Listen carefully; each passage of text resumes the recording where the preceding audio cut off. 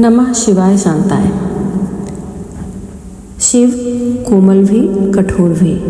मैं पहले ही कह चुका हूँ कि इस धरती पर मनुष्य का जन्म लगभग 10 लाख वर्ष पहले हुआ था, किंतु मानव सभ्यता अधिक से अधिक 15,000 वर्ष पुरानी है। प्राचीन ऋग्वेद के प्रथम मंडल के श्लोक को यदि सभ्यता का सूत्रपात समझा जाए तो भी वह 15,000 वर्ष पुराना नहीं होगा।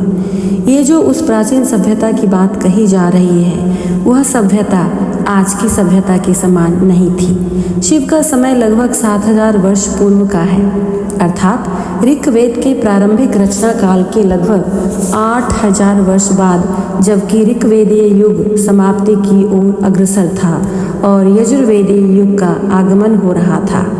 ऋग्वेद में हम जिस सभ्यता का आभास पाते हैं उसे प्राक शिव युग और यजुर्वेद में जो विवरण मिलता है इसे शिवोत्तर युग कहना अनुचित नहीं होगा। ऋग्वेद के आदिकाल और मध्यकाल में दिखाई देता है कि उन दिनों किसी नियमबद्ध समाज का गठन नहीं हो सका था। सामाजिक जीवन में कुछ भी विधिवद्ध नहीं था। मातृशासित समाज व्यवस्था समाप्ति की ओर अग्रसर थी और पितृशासित व्यवस्था का सूत्रपात हो रहा था। पितृशासित व्यवस्था में पैट्रिलिनियल ऑर्डर, पिता का पद और संपत्ति आदि पुत्र को मिलने की परंपरा के साथ साथ पैट्रियार्कल ऑर्डर, पुरुषों के वर्चस्व वाली व्यवस्था भी चलता है। उस कालखंड में इन दोनों व्यवस्थाओं को एक दूसरे से बांध कर रखने जैसी कोई परंपरा नहीं थी। इसी कारण मैट्रिलिनियल ऑर्डर, माँ का पद और संपत्ति इत्यादि पुत्री को मिलने की परंपरा का प्रभाव आज से 2,500 वर्ष पहले तक, अर्थात गौतम बुद्ध और महावीर जैन के समय तक चलता रहा।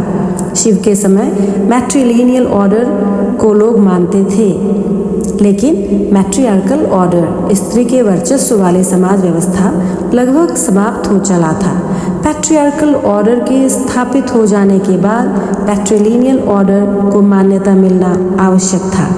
पैट्रिलिनियल ऑर्डर में पिता का परिचय पुत्र वहन करता है। इसे भारत में पितृगत गोत्र व्यवस्था कहा जाता है। एक एक जनगोष्ठी एक एक पहाड़ पर निवास करती थी। उस पहाड़ के जो प्रधान पुरुष अर्थात प्रधान पिता थे उन्हीं के नाम से गोत्र का नाम, या कहना चाहिए कि पहाड़ का नाम चलता था। जिस व्यवस्था में गोत्र माता प्रधान होती थी वह मैट्रियार्कल ऑर्डर पहले ही समाप्त हो चुका था। संस्कृत भाषा में पहाड़ को ही गोत्र कहा जाता है। एक पहाड़ पर एक जनगोष्ठी निवास करती थी और एक ऋषि उस जनगोष्ठी के पिता अर्थात वे ही उसके नेता होते थे। जिस मातृशासित व्यवस्था का अंत हो चुका था उसमें गोष्ठी माता या गोत्र माता प्रधान हुआ करती थी। मान लो किसी एक पहाड़ के प्रधान पुरुष महर्षि कश्यप थे तो उस पहाड़ को कश्यप गोत्री पहाड़ कहा जाता था। किसी अन्य पहाड़ पर महर्षि भारद्वाज रहा करते थे तो वहाँ पर रहने वाली जनगोष्ठी भारद्वाज गोत्र के नाम से पहचानी जाती थी। इस प्रकार से एक ऋषि या आदि पिता के नाम से गोत्र का निर्धारण होता था और इसी गोत्र धारा के आधार पर पैट्रियार्कल ऑर्डर चलता था।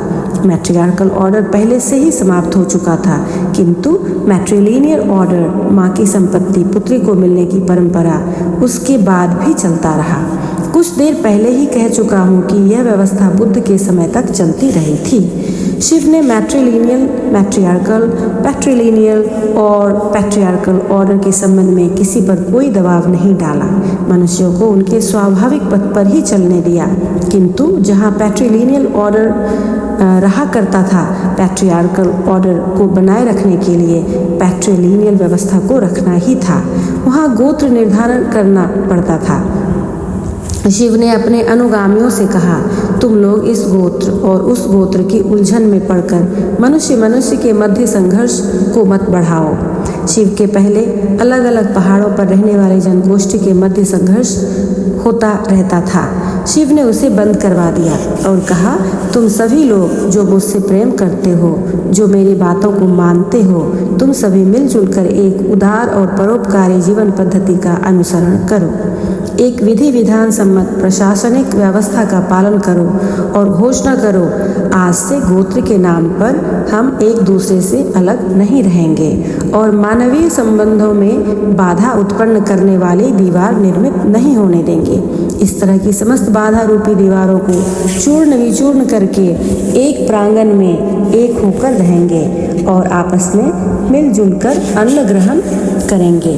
बहुत हो गया, अब सभी अब और 1000 गोत्र में विभक्त होकर नहीं रहेंगे। हम सभी शिव का अनुसरण करने वाले हैं और हम सभी का गोत्र शिव गोत्र है। हम सभी अपने अपने गोत्र को छोड़कर शिव गोत्र में सम्मिलित हो गए हैं। आत्मगोत्रम परित्यजे शिवगोत्र प्रविशतु।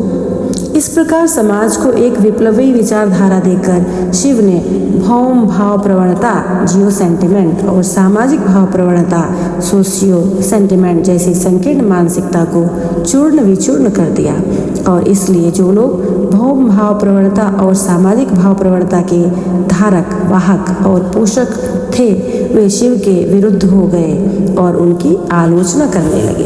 सामाजिक क्षेत्र में भी मनुष्य और मनुष्य के बीच भेदभाव पैदा करने वाली जो विचारधारा थी, जो व्यवधान थे, उन्हें समाप्त करने के लिए भी शिव प्रयत्नशील थे। शिव की 3 पत्नियां थीं, आर्य कन्या, गौरवर्णा पार्वती, अनार्य कन्या वर्षाकालीन मेघ के समान कृष्णवर्णा काली और मंगोलीय कन्या पीतवर्णा गंगा। उन्होंने मनुष्यों के बीच जो भेदभाव थे उन्हें मिटाकर सभी लोगों के बीच एकता लाने की चेष्टा की थी। उस युग का मनुष्य एक दूसरे से असंबद्ध था, विभिन्न समूहों में बटा हुआ था।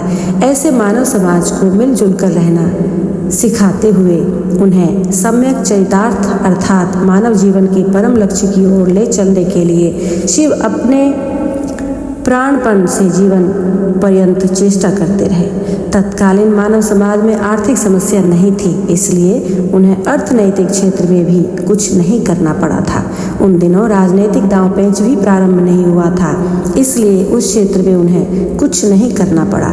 किंतु जीवन के कई अन्य समस्याग्रस्त क्षेत्र तो थे जहां शिव को ध्यान देना आवश्यक था। भावनात्मक जगत में चिंतन के क्षेत्र में शिव कह गए हैं, जो लोग मानव के बीच भेदभाव की सृष्टि करते हैं, जो लोग भौम भाव प्रवणता और सामाजिक भाव प्रवणता जैसी संकीर्ण विचारधारा को प्रोत्साहित करते हैं, जो लोग निष्कपट और सीधे साधे मनुष्यों के बीच भेदभाव पैदा करने की चेष्टा करते हैं, उनके बीच कृत्रिम दीवार सृष्टि करना चाहते हैं, तुम लोग उनसे सतर्क रहो। शिव ने उनके संबंध में कहा है, वे लोग व्यामोह कारक हैं, अर्थात ये लोग मनुष्यों के मन में संकीर्ण भावना जनित व्याधियां पैदा कर देते हैं, इसलिए ऐसे लोगों से तुम सभी सावधान रहो। शिव ने देखा कि ऋग्वेद के युग में छंद तो थे, लेकिन राग रागिनी का आविष्कार नहीं हुआ था। केवल छंदों के सहारे ही तो गाना नहीं गाया जा सकता था। छंद थे, इसलिए तत्कालीन मनुष्यों की अभिव्यक्ति छंदात्मक थी। वे बेढंगेपन से च्या म्या नहीं करते थे, लेकिन उस तरह के अनर्गल प्रलाप को गीत नहीं कहा जा सकता था। वैदिक युग में यह कहना चाहिए कि ऋग्वेद के प्रारंभ से ही 7 छंद थे, गायत्री, उष्णीक, त्रिष्टुप, अनुष्टुप, जगति, बृहति और पंक्ति। ऋग्वेद के तृतीय मंडल का 10वां सूक्त सावित्री ऋक है, जिसे गायत्री छंद में रचा गया है। आजकल लोग उसे भूल से गायत्री मंत्र कहते हैं, अर्थात उस युग में मनुष्यों का छंद से परिचय था, किंतु वे सुर सप्तक से अनजान थे। शिव गहन चिंतन करके इस निष्कर्ष पर पहुँचे कि ये जो सुर सप्तक हैं, ये विभिन्न पशु पक्षियों के मुंह से निकले ध्वनियाँ हैं और विश्व के आरोह अवरोह के साथ उनकी संगति है। उसी छंद के उत्थान पतन, उसी के आरोह अवरोह के साथ जगत का स्पंदन अभिन्न रूप से संलग्न है और यही संगति अष्टम स्वर पर पहुंचकर थोड़ा सा ऊंचे स्तर पर अपने आप को दोहराती है, अर्थात सुर सप्तक के प्रथम सुर जैसी हो जाती है। 7 पशु पक्षियों की ध्वनि को केंद्र में रखकर उनके आधार पर शिव ने सुर सप्तक का निर्माण किया और तत्कालीन छंद को और अधिक मधुरता प्रदान की। वे सुर सप्तक हैं षडज, मोर की ध्वनि, ऋषभ, बैल की ध्वनि, गांधार, बकरी की ध्वनि, मध्यम, घोड़े की ध्वनि, पंचम, कोयल की ध्वनि, धैवत, गधे की ध्वनि और निषाद, हाथी की ध्वनि। इन ध्वनियों को प्रथम अक्षर से शिव ने सुर सप्तक को जन्म दिया। उन्होंने षडज से स, ऋषभ से रे और इस प्रकार ग म प ध नी लेकर सुर सप्तक बनाया और अष्टम सुर में सुर सप्तक की पहली ध्वनि अर्थात स को थोड़े ऊंचे स्तर से प्रारंभ करके 7 सुरों को पुनः दोहराया। परम्यूटेशन और कॉम्बिनेशन सुरों को उलट पुलट कर के जोड़ने से हजारों प्रकार की ध्वनियाँ निकाली जा सकती है। इसलिए पृथ्वी के जिन अंचलों में शिव का प्रभाव अपेक्षाकृत कम है वहाँ पर इसी सुर सप्तक के अष्टम सुर में कुछ भिन्नता है। वह हूबहू प्रथम सुर जैसा नहीं है। वहाँ हम देखते हैं कि पहले सुर को ही अष्टम सुर में दोहराया जाता है, जैसे डो रे गा मा सो ला सी डो, अर्थात पहले सुर डो को अष्टम सुर में दोहराया जाता है और उसे भी मूल स्वर समझा जाता है। इसलिए पश्चिम जगत में सुर सप्तक नहीं वरन ऑक्टेव अर्थात सुर अष्टम कहा जाता है। इस प्रकार सुर सप्तक का आविष्कार करके शिव ने छंदमय जीवन को और अधिक मधुरता प्रदान की। यह कोई कम महत्वपूर्ण कार्य नहीं है। वर्तमान पृथ्वी का संगीत संपूर्णतः सुर सप्तक पर आधारित है। यह अत्यंत दुख का विषय है कि शिव ने जिसे गंभीर साधना से संगीत प्रारंभ किया था, मनुष्य उस साधना को भूलते जा रहे हैं।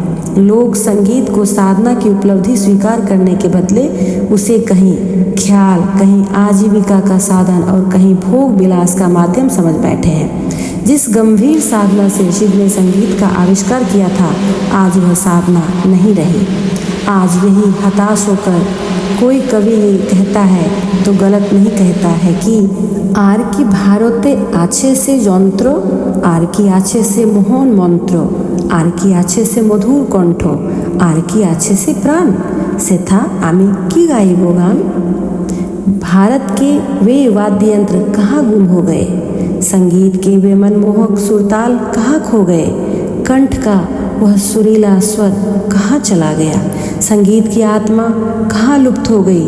ऐसे बोझिल वातावरण में मैं क्या गाऊं?